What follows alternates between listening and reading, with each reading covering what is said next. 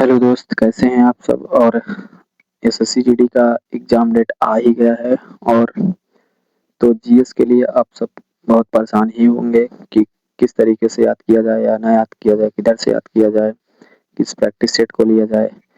तो ये नायक 2.0 जो कि नवीन सर जी के द्वारा कराया गया था और ये एसएससी के लिए ही कराया गया था और बहुत ही ज़बरदस्त प्रैक्टिस सेट है।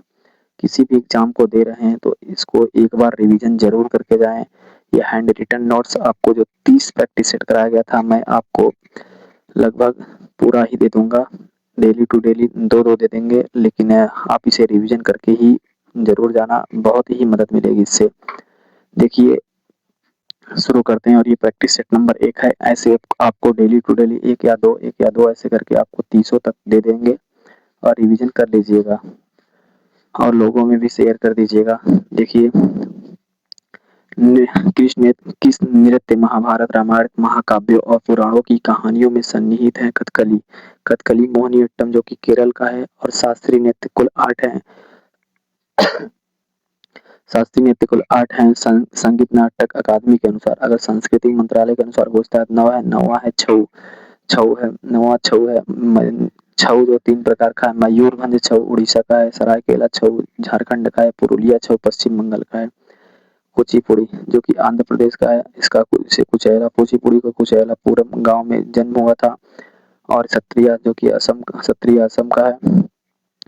और सत्रिया ये 8वां शास्त्रीय नृत्य है और इसके संस्थापक श्रीमद शंकर देव हैं। और सबसे नया है, ये सन 2000 में जुड़ा था और 500 वर्ष पुराना है। सबसे सबसे नया शास्त्रीय नृत्य है सत्रिया जो कि 500 वर्ष हो गया है, 500 वर्ष पुराना है। सबसे पुरानी शास्त्रीय नृत्य भरतनाट्यम है जो कि सन 2000 में ये जुड़ा था। और कथक नृत्य को मुगलों ने सहायता दी थी। कथक यूपी राजस्थान में होता है और मणिपुर का है। भरतनाट्यम तमिलनाडु का है, सबसे पुराना है। ओडिसी उड़ीसा का है। कथकली में नायक को पाचा कहा जाता है, खलनायक को काथी कहा जाता है। इसमें मुद्राएं स्टेप जो होती है 24 होती है, श्रृंगार इसमें 5 होते हैं। और भाषा कथकली नृत्य में भाषा मणिपुरम का प्रयोग किया जाता है। भाषा और राज्य मलयालम केरल में बोला जाती है। कोक बोरोक त्रिपुरा का है। कोकड़ी गोवा का है। मणिपुरी मणिप्रबलम मलयालम और संस्कृत भाषा से मिलकर बनी है। संयुक्त राष्ट्र यूएन का मुख्यालय कहाँ स्थित है? न्यूयॉर्क सिटी में। यूएन का पुराना नाम ALON लीग ऑफ नेशन था। यूएन यूनाइटेड नेशन की भाषा अंग्रेजी और फ्रेंच थी। यूएन के अंग 6 हैं। अंतर्राष्ट्रीय न्यायालय का हेडक्वार्टर द हेग नीदरलैंड में है। यूएन के सुरक्षा परिषद में 15 सदस्य हैं और भारतीय अस्थायी सदस्य 2 वर्ष के लिए चुना जाता है।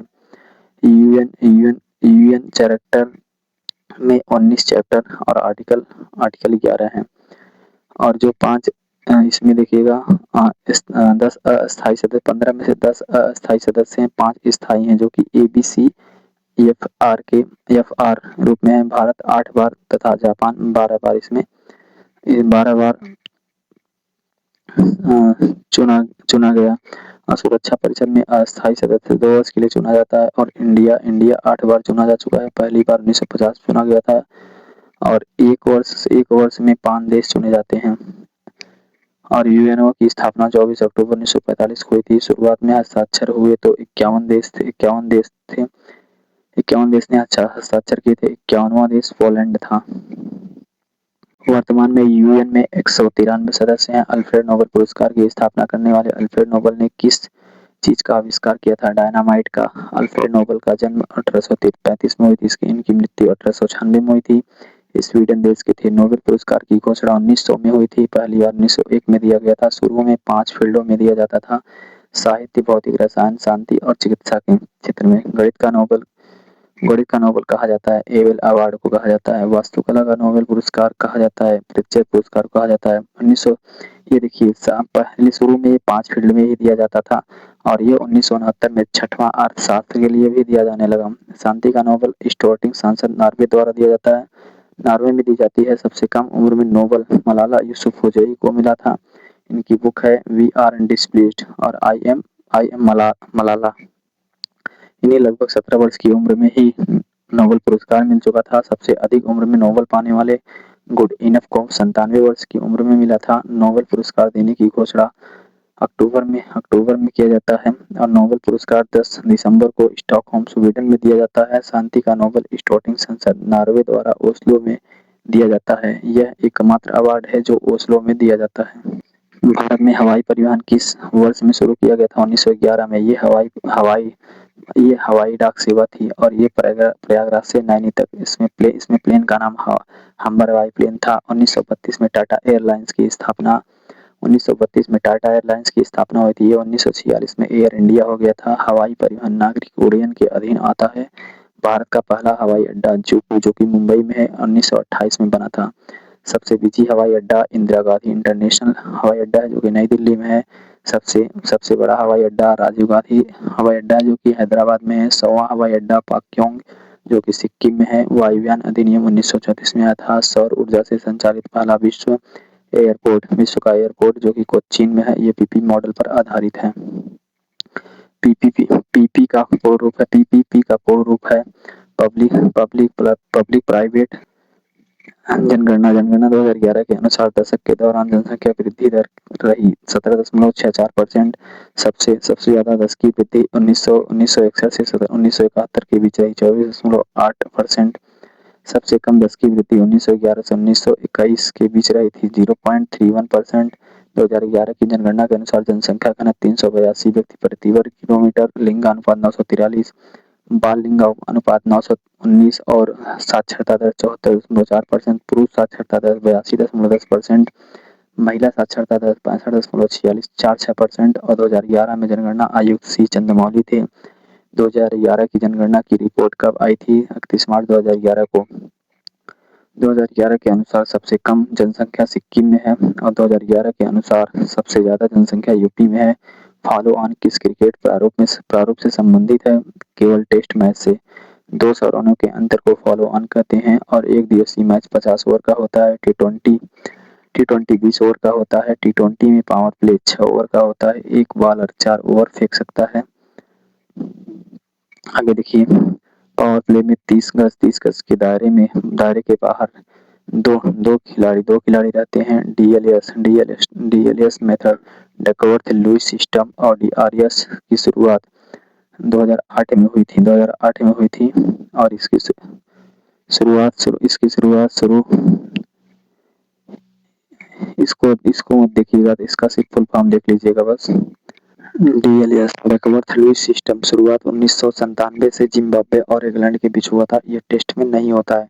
डीआरएस डिसीजन रिव्यू सिस्टम ये पहली बार 2008 में हुआ था। इंडिया और श्रीलंका में हुआ था और ये इसमें डीआरएस में आउट होने वाले पहला खिलाड़ी वीरेंद्र सहवाग हैं। वीरेंद्र सहवाग टी20 मैच में पहले कप्तान थे। पहला ओडीआई कप्तान अजीत वाडेकर हैं। टेस्ट मैच 5 दिन का होता है 90 ओवर का। Lunch time 40 minute, tea break time 20 minute और इनिंग टाइम 10 मिनट। टी20 में इनिंग टाइम 10 मिनट का होता है। रेत समाधि उपन्यास के लेखिका कौन है? गीतांजलि श्री। 2022 में बुकर इंटरनेशनल अवार्ड मिला था इन्हें। अब बुक रेत समाधि का इंग्लिश ट्रांसलेट किसने किया था? डेजी रॉकवेल ने। बुकर इंटरनेशनल अवार्ड 2005 में शुरू हुआ था। बुकर अवार्ड और मैन बुकर अवार्ड 1969 में। गीतांजलि श्री की बुक है रेत समाधि, तिरोहित बुक और द एम्प्टी स्पेस। सोमचंपा लाहिड़ी की बुक है whereabouts the lowland the namesake. ये ज्यादा पूछी जाती है। गवर्नर जनरल का पद पहली बार किस अधिनियम के अंतर्गत बनाया गया था? 1973 का रेगुलेटिंग एक्ट के तहत। बंगाल का पहला गवर्नर क्लाइव था और बंगाल का गवर्नर जनरल हेस्टिंग्स था। भारत का गवर्नर वाइंटिक था 1833 के एक्ट से। भारत का वायसराय कैनिंग था जो कि 1858 के एक्ट से। ये स्टार पॉइंट है, देख लीजिएगा। 1873 का रेगुलेटिंग एक्ट पेश 18 मई 1773 को हुआ था और पेश फ्रेडरिक नॉर्थ ने किया था। पेट्स इंडिया एक्ट 1784 में आया था। जिसमें दो संस्था बनाई गई थी। एक था बीओडी, इसमें 24 सदस्य व्यापारी थे और बीओसी इसमें 6 सदस्य थे। भारतीय राजस्व से धन 1793 में एक्ट धन 1793 के एक्ट से 1813 का एक्ट। देखिए इसमें ईस्ट इंडिया कंपनी का एकाधिकार खत्म हो गया था और इससे ईसाई मिशनरी आए थे। 1813 के एक्ट से ईसाई मिशनरी आए थे और भारत में आने वाला पहला ईसाई मिशनरी 52 एडी में थॉमस अपोस्टल आया था। भारत सरकार अधिनियम 1919 आधारित था मॉन्टेग्यू चेम्सफोर्ड रिपोर्ट पर। ये प्रांतों में द्वैत शासन शुरू हुआ था। इसी साल प्रांतों में द्वैत शासन शुरू हुआ था। वायसराय की कार्यकारी परिषद में भारतीय होना आवश्यक है। पहले व्यक्ति सत्येंद्र नाथ बोस बने थे। गवर्नमेंट ऑफ इंडिया एक्ट 1935 को किसने दासता का एक नया अधिकार पत्र कहा था? जवाहरलाल नेहरू ने। प्रांतीय सरकार 1937 में बनी थी। बर्मा को भारत से अलग 1937 में किया गया था। संघीय अदालत की स्थापना 1937 में की गई थी। संघीय अदालत में जजों की संख्या सात थे। आरबीआई की स्थापना 1935 में हुई थी। शक्तियों का विभाजन 3 भागों में बांटा गया था, संघ, राज्य और समवर्ती सूची ऑस्ट्रेलिया से लिया गया है। ब्रिटिश संसद ने भारतीय स्वतंत्रता अधिनियम कब पारित किया था? 18 जुलाई 1947 में। माउंटबेटन योजना से डिक्रीवर्ड ईस्ट को किस यूरोपीय समुदाय ने भारत के साथ प्रथम व्यापारिक संबंध स्थापित किया था? पुर्तगालियों ने। वास्को डी गामा पहली बार 1498 में भारत आया था, दूसरी बार 1502 में, तीसरी बार 1524 में। वास्को डी गामा भारत में कालीकट केरल में आया था। वास्को डी गामा के बाद भारत में डच आए थे। ब्रिटिश और फ्रांसीसी इसी क्रम में आए थे। पुर्तगालियों की पहली फैक्ट्री 1503 में कोच्चि में थी, दूसरी 1505 में कन्नूर में बनी। भारत आने वाला दूसरा पुर्तगाल 1500 ईस्वी में पेड्रो कैब्रल था। पुर्तगालियों का पहला गवर्नर अल्मीडा को बनाया गया था, दूसरा गवर्नर अल्बुकर्क को बनाया गया था 1509 से 1515 तक। अल्बुकर्क 1510 में गोवा को जीता था। पुर्तगाली भारत में सबसे लंबे समय तक रहे थे। 19 दिसंबर 1961 से ऑपरेशन विजय से गोवा को जीता था। पुर्तगाली, डच, ब्रिटिश, फ्रांसीसी इसी क्रम में भारत आए थे। अब पेड्रो कैब्रल ने ब्राजील का समृद्धि मार्ग खोजा था। पुर्तगाली भारत में 450 वर्षों से अधिक। ईस्ट इंडिया कंपनी के निर्माण के समय इंग्लैंड का शासक कौन था? एलिजाबेथ। महारानी एलिजाबेथ ने ईस्ट इंडिया कंपनी को पूर्व में व्यापार करने हेतु राजकीय अध्यादेश कब जारी किया था? 31 दिसंबर 1600 में। जब ईस्ट इंडिया कंपनी बनी तो भारत में राजा कौन था? अकबर। 1556 से और 1605 तक इसका कार्यकाल है। भारत के कितने राज्य तटरेखा पर स्थित है? 9 राज्य। भारत की तटरेखा 7,516.6 किमी लंबी है। पश्चिमी तटरेखा 5 राज्यों में है, गुजरात, महाराष्ट्र, गोवा और कर्नाटक और केरल। पूर्वी तटरेखा 4 राज्यों में है, तमिलनाडु, आंध्र प्रदेश और उड़ीसा और पश्चिम बंगाल। सबसे लंबी समुद्री तटरेखा गुजरात की 1214 किमी, आंध्र प्रदेश की 973 किमी और तमिलनाडु की 906 किमी। 9 डिग्री चैनल अवस्थित है लक्षद्वीप तथा मिनिकॉय के बीच। 10 डिग्री चैनल अंडमान और निकोबार के बीच। 8 डिग्री चैनल मिनिकॉय और मालदीव के बीच। भारत का सुदूरस्थ दक्षिणी बिंदु इंदिरा पॉइंट है। अन्य नाम है पिग्मेलियन पॉइंट या पार्सन पॉइंट। अंडमान निकोबार में स्थित है। इंदिरा पॉइंट अंडमान निकोबार में स्थित है। कन्याकुमारी दक्षिण में और पूर्वी बिंदु अरुणाचल प्रदेश में, कीवुथु में, पश्चिम बंगाल। पश्चिमी बिंदु गुजरात में हरमोती नाम से जाना जाता है। उत्तरी बिंदु इंदिरा कॉल लद्दाख में है।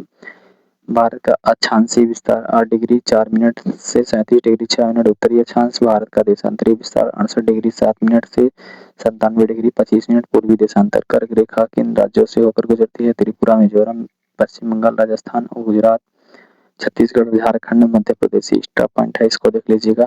और ये भी